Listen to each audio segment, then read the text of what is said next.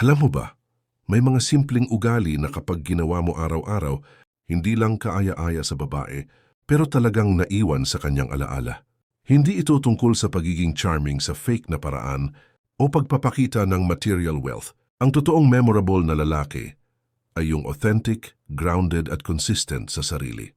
Sa Stoicism, itinuturo na ang tunay na lakas at attractiveness ay nagmumula sa mastery sa sarili sa emosyon, sa isip at sa actions. Hindi ito magic formula na instant kaagad, kundi isang journey ng personal growth. Sa video na ito, tatalakayin natin ang 8 Stoic habits na pwedeng gawin para maging unforgettable ka sa mata ng babae. Ang bawat habit ay may practical application at real-life example para mas madali mong maintindihan. At masimulan kahit ngayon, manatili ka sa video na ito dahil hindi lang basta tips ang ibibigay natin. Gagabayan ka rin natin kung paano i-practice ito araw-araw para maging parte ng identity mo. Simulan natin sa pinakaunang habit. Unang habit, mastery ng emosyon. Ang Stoics tulad ni Marcus Aurelius at Seneca ay naniniwala na ang control sa sarili ang pinakaimportanteng trait ng lalaki. Hindi ito tungkol sa pagiging cold o walang pakialam, kundi sa kakayahang hindi pa bigla-biglang mag-react sa stress, frustration o pressure. Sa modern life, ang babae ay natural na na-attract sa lalaki na hindi nadadala ng damdamin. Halimbawa, may conflict sa trabaho, may misunderstanding sa kaibigan, o stressful na situation sa paligid. Kapag compose ka, hindi ka lang nakakahandle ng problema, pero nagpapakita ka rin ng stability at maturity. Practical tip, practice deep breathing, counting to 10 bago mag-react, o journaling ng emotion sa gabi. Ang journaling ay nakakatulong para makita ang pattern ng behavior mo at mas ma-improve ang self-control over time. Real-life example, may argument sa family gathering o sa office. Ang ibang tao ay mabilis mag-react, pero kapag calm ka, hindi lang nagkakabawas ng tension, pero nakikita ng babae na mature ka at reliable. Psychological insight, emotional control builds trust. Kapag nakaka-feel ang babae na hindi ka pabigla-biglang magalit, mas comfortable siya sa presence mo at nagiging memorable ka naturally. Ikalawang habit, pagpapakita ng gratitude araw-araw. Stoic philosophy. Happiness ay hindi nakabase sa external factors, kundi sa appreciation sa kung anong meron ka.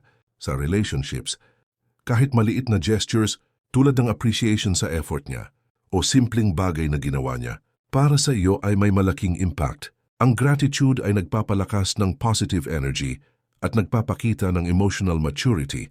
Practical tip, gumawa ng daily gratitude journal. 3 bagay bawat araw na thankful ka. Sa conversation, ipakita sa actions na appreciative ka, hindi lang sa salita kundi sa behavior. Simpleng gestures tulad ng pag-alala sa preferences niya, pagtulong sa maliliit na bagay, o pagiging attentive sa needs niya ay malaking bagay. Psychological insight, gratitude strengthens connection. Kapag nakikita ng babae na appreciative ka, tumataas ang respect at admiration niya sa iyo. Real-life example, simpleng thank you sa effort niya, appreciation sa achievements niya, or pag-recognize sa sacrifices niya, malaki ang effect sa perception niya sa iyo. Nagiging memorable ka hindi dahil sa kung ano ang naibigay mo, kundi dahil sa positivity at authenticity ng attitude mo. Ikatlong habit, pagiging purpose-driven. Ang lalaki na may malinaw na goals ay hindi lang inspiring, pero nagpapakita rin ng depth sa personality. Stoic principle, he who has a why can bear almost any how. Hindi kailangan maging billionaire o high profile. Ang importante, alam mo kung ano gusto mong ma-achieve at may system ka para makarating doon. Kapag may purpose ka, natural na confident ka at consistent sa actions mo. Practical tip, gumawa ng short-term at long-term goals list. Career, personal growth, health, finances, lahat. Share ito sa kanya sa humble at authentic na paraan, hindi para magpakitang tao, kundi para makita niyang dedicated ka. Real-life example, kapag nag-uusap kayo, hindi puro small talk. May direksyon ang buhay mo, may vision at nakaka-inspire sa kanya. Hindi ka lang boyfriend, kundi partner sa growth at stability. Psychological insight, purpose-driven men are attractive because they radiate confidence and self-assurance. Kapag may vision ka sa buhay, nakaka-feel ang babae na secure siya sa presence mo. Ika-4 na habit, self-discipline. Stoicism teaches that discipline is freedom. Ang lalaki na discipline sa sarili health, work, finances, time management ay reliable at respectable. Practical tip, simulan sa maliit, regular exercise, structured daily routine, financial management, timely commitments. Discipline ay hindi lang sa big achievements, kundi sa everyday decisions. Pagpili ng tama, pag-iwas sa instant gratification, at pagiging accountable sa sarili. Real-life example. May stressful na araw sa trabaho, pero nagawa mo pa rin i-check at tulungan ang babae sa maliit na bagay. Ang consistency na ito ay unforgettable sa mata niya. Psychological insight. Ang consistency at discipline ay nagbibigay ng predictability. Kapag nakaka-feel ang babae na dependable ka, nag-i-improve ang trust at respect niya sa'yo. Extra tip. Practice saying no sa distractions at unhealthy habits. Self-discipline, reliability plus maturity. Ikalimang habit, active listening at pagiging present.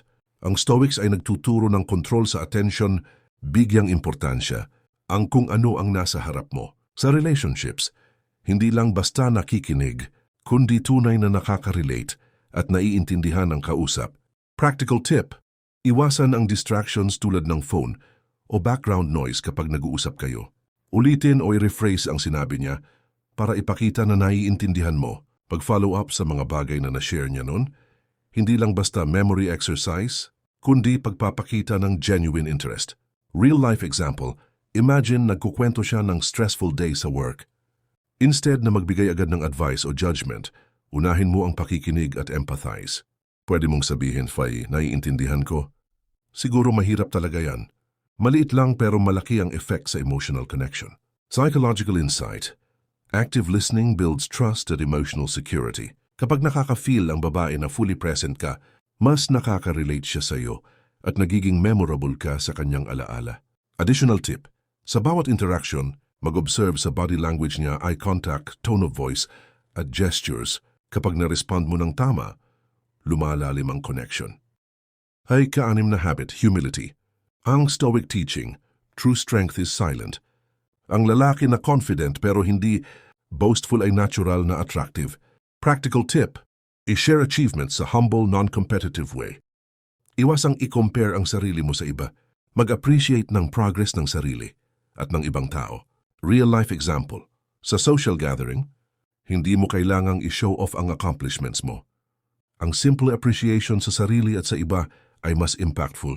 Halimbawa, sa team project yung sabihing, ang saya ko na nakatulong tayo collectively, sa halip na ako ang nagdala ng success natin. Psychological insight, humility, comfort plus security. Kapag babae nakaka-feel na safe at respected siya sa presence mo, mas nagiging memorable ka. Historical reference, Marcus Aurelius bilang emperor, hindi nag-boast sa achievements niya sa battles o governance. Ang simplicity at grounded nature niya ang dahilan kung bakit respected at admired siya sa iba. Daily exercise, practice humility. Sa maliit na bagay tulad ng pagtulong sa kaibigan o pagbibigay ng credit sa team para maging natural habit mo. Pang-pitong habit, consistency. Ng Stoic principle, integrity sa actions, words at values. Ang lalaki na consistent sa good behavior ay reliable at trustworthy. Practical tip, small consistent acts, punctuality. Following through promises, pagiging reliable sa maliit at malalaking bagay. I-avoid ang big fluctuations sa behavior. Kapag unpredictable ka sa attitude mo, nawawala ang trust. Real-life example, kahit maliit, tulad ng pag-text sa oras o pag-follow up sa plans, nagpapakita ng consistency. Kung palaging present ka at predictable in a positive way, nagiging dependable ka at unforgettable. Psychological insight, consistency builds trust over time. Ang babae nakaka-feel na hindi siya nag-i-invest sa lalaki na unpredictable. Kapag consistent ka, nagiging safe ang relationship at memorable ang presence mo. Additional tip, integrate consistency sa iba pang habits, emotional control, discipline at gratitude. Ang combination ng consistent behavior sa lahat ng aspeto ay nagpapakita ng strong character at maturity. Historical reference, Seneca emphasized consistent virtues sa daily life. Hindi basta principles lang, kundi daily practice. Kapag consistent ka sa values mo, nagiging natural na admirable sa iba.